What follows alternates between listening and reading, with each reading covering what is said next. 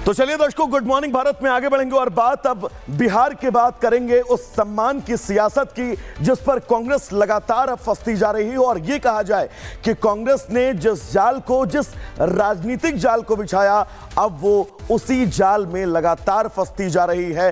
क्योंकि नरसिम्हा राव के परिवार से जो प्रतिक्रिया आई, प्रणब मुखर्जी के परिवार से जो प्रतिक्रिया आई, उसने कांग्रेस को अब कटघरे में लाकर खड़ा कर दिया है। पूरी खबर इस रिपोर्ट के जरिए।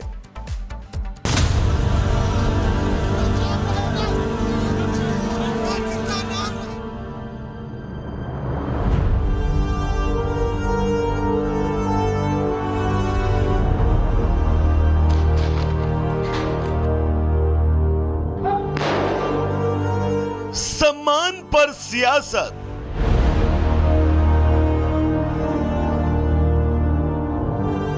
कांग्रेस की आफत।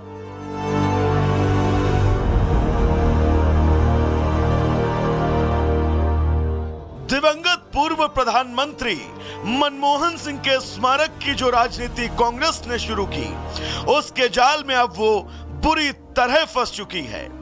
दिवंगत पूर्व पीएम को सम्मान दिलाने वाली राजनीति अब कांग्रेस के लिए गले की हड्डी बन गई है।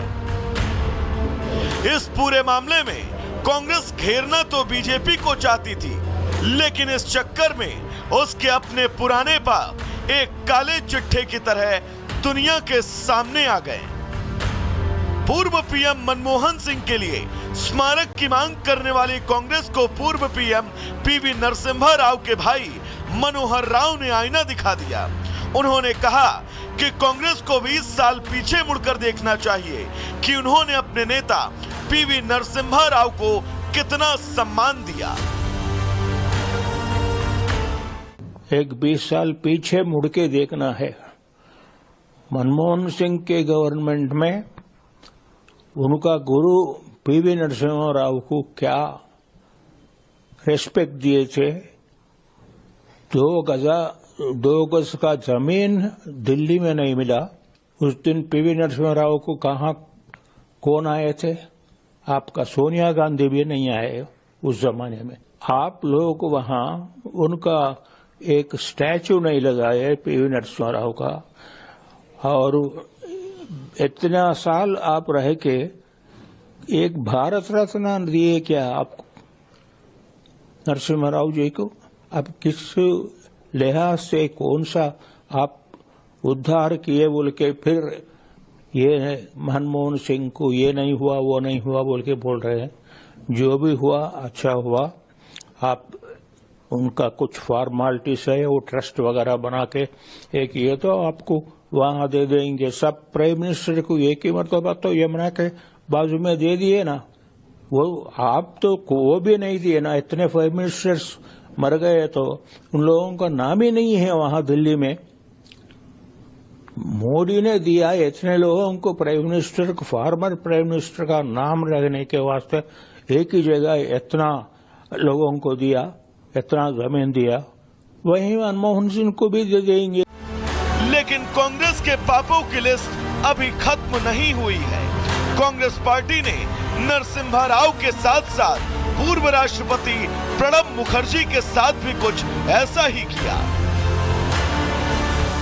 जब से मेरा किताब आया है, जिस तरह से कांग्रेस इकोसिस्टम प्रणब मुखर्जी को जिस तरह से गंदी गंदी भाषा में गालियां देते हैं, आप सोशल मीडिया में जाके देख लीजिए। ये क्या कांग्रेस कल्चर है? बाबा के देहांत का बाद, जो कि खाली प्रेसिडेंट ही नहीं थे, देखिए मेरा फादर तो 5 साल प्रेसिडेंट रहे।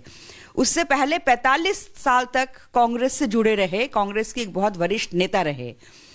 लगभग 30 साल तक वो CWC की एक बहुत इंपॉर्टेंट मेंबर रहे। तो उनके देहांत का बाद एक CWC एक फॉर्मल कॉन्डोलेंस पास नहीं करेगी, ये बात का मुझे बहुत दुख हुआ।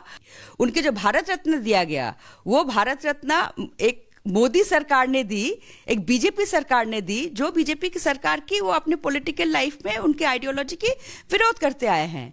तो इससे ज्यादा बड़ा सम्मान और क्या हो सकते हैं? उधर बीजेपी भी लगातार कांग्रेस पर हमलावर है और केंद्र सरकार पर लग रहे आरोपों का करारा जवाब भी दे रही है। डॉक्टर मनमोहन सिंह एक बड़ा नेता थे।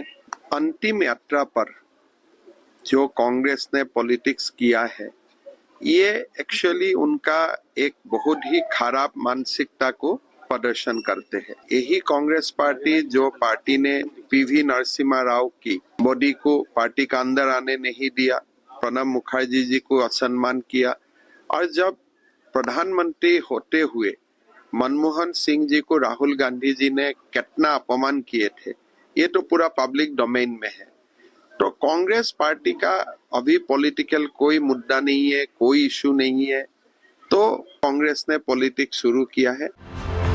हालांकि अपने ईमानदार नेताओं की अनदेखी करने का आरोप कांग्रेस में उस दौर से लग रहा है जब पार्टी अपने पैरों पर खड़े होने की कोशिश कर रही थी, फिर चाहे वो वल्लभ भाई पटेल हो, नेताजी सुभाष चंद्र बोस।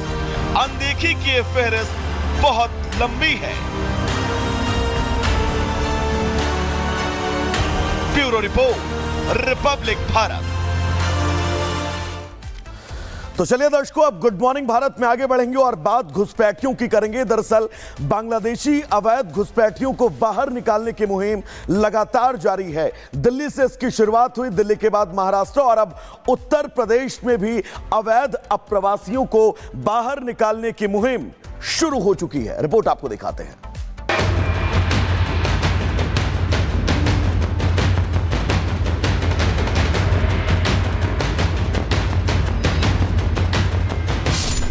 घुसपैठियों में बढ़ी टेंशन।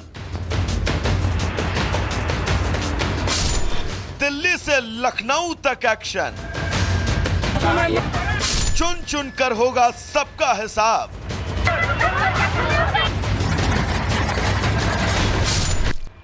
देश से घुसपैठिया होगा साफ।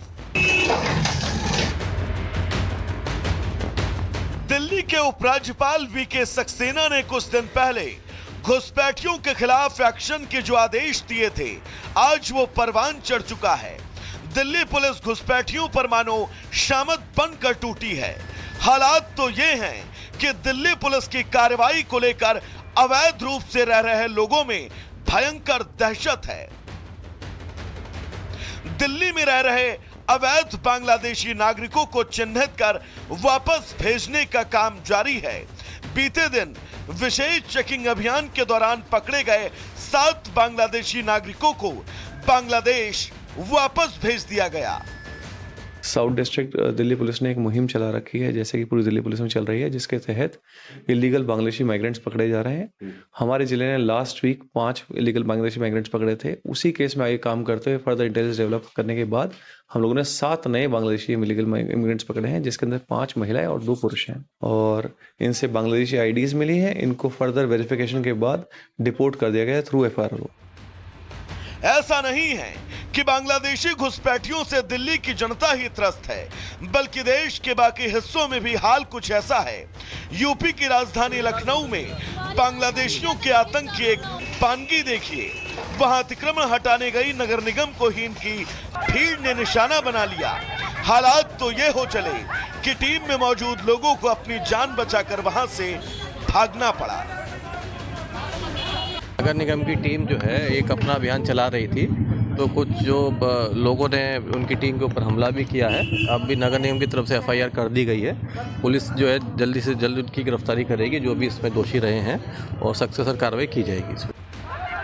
नगर निगम की टीम पर हुई पत्थरबाजी और हमले का बांग्लादेश कनेक्शन सामने आने के बाद से लखनऊ की महापौर बेहद सख्त हैं और मामले को गंभीरता से लिया। उनका साफ कहना है कि लखनऊ में सब बर्दाश्त नहीं होगा। पे मैं कार्रवाई करूंगी। अब मैं कल से जांच करा रही हूँ पूरा जहाँ जहाँ है। कुछ लोगों ने कहा हम आसाम के हैं, तो मैं उनकी लिस्ट मांगूंगी, वो गांव का नाम लिखूंगी और आसाम के मुख्यमंत्री से बात करूंगी, लिस्ट भेजूंगी कि जांच करें बिजली विभाग ने कैसे उनको कनेक्शन दिया।